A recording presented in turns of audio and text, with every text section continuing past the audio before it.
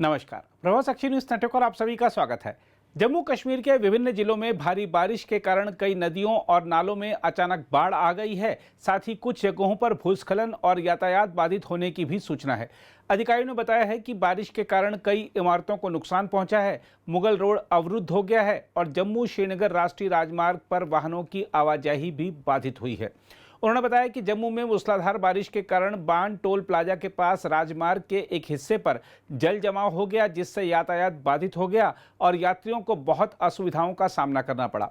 अधिकारियों ने बताया है कि नंदनी सुरंग में भूस्खलन के कारण यातायात कुछ समय के लिए बाधित हुआ। हालांकि मलबा हटाने के बाद यातायात बहाल हो गया। चेनानी क्षेत्र में भी मामूली भूस्खलन हुआ है। उन्होंने बताया कि जम्मू के डोगराहाल क्षेत्र में बारिश के कारण एक स्कूल की ऊपरी दीवार क्षतिग्रस्त हो गई, लेकिन इस हादसे में किसी के हताहत होने की कोई सूचना नहीं है।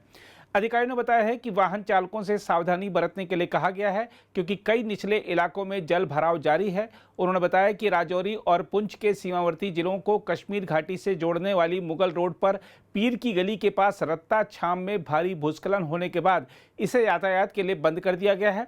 हम आपको बता दें कि भारी बारिश के कारण पुंछ में 2 और राजौरी के ऊपरी इलाकों में 3 कच्चे मकान क्षतिग्रस्त हो गए हैं। भारी बारिश के बाद रामबन जिले के 5 इलाकों में भूस्खलन की आशंका को देखते हुए अधिकारियों ने लोगों को सतर्क रहने के लिए कहा है।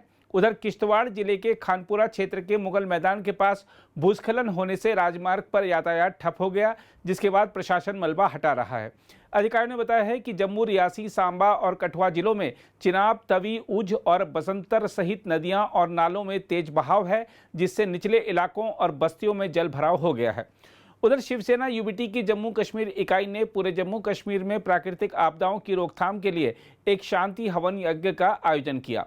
इस दौरान हाल की प्राकृतिक आपदाओं, विशेष रूप से जम्मू और कश्मीर में बादल फटने की घटनाओं में जान गंवाने वालों की आत्मा की शांति के लिए प्रार्थना भी की गई। आयोजकों ने इन आपदाओं के लिए अंधाधुंध विकास और शहरीकरण को जिम्मेदार ठहराया और युवाओं से इन स्थानों को पिकनिक स्थलों में बदलने की बजाय धार्मिक स्थलों के रूप में सम्मान और संरक्षण देने का आग्रह किया। देखिए, शिवसेना यूबीटी जम्मू कश्मीर इकाई की तरफ से आज प्राकृतिक शांति हवन यज्ञ का आयोजन किया गया। हमारी कामना है कि देश के अंदर, जम्मू कश्मीर के अंदर किसी तरह की प्राकृतिक आपदा ना हो। यही मां भगवती के चरणों में जो है वो कामना की गई है, प्रार्थना की गई है। ऐसा माना जाता है सनातन कथाओं के अनुसार कि जब यज्ञ किया जाता है उसमें सकारात्मक ऊर्जा जो निकलती है वो जलवायु के अंदर जो नकारात्मक कण है उसको पूरी तरह से जो है वो नष्ट कर देती है। आपने देखा है कि 2025 में देश के अंदर 10 बड़ी जो है प्राकृतिक आपदाओं का सामना करना पड़ा है, जिसके अंदर 1600 लोग जो है वो लोगों को जो है अपनी जान गंवानी पड़ी है। जम्मू कश्मीर के अंदर भी पिछले 15 दिनों से मचेल, माता रोड पर, कठुआ में तमाम जगह जो है बादल फटने की जो है बड़ी घटनाएं हमारे सामने आई हैं, जिसमें लगभग 80 के आसपास लोगों को जो है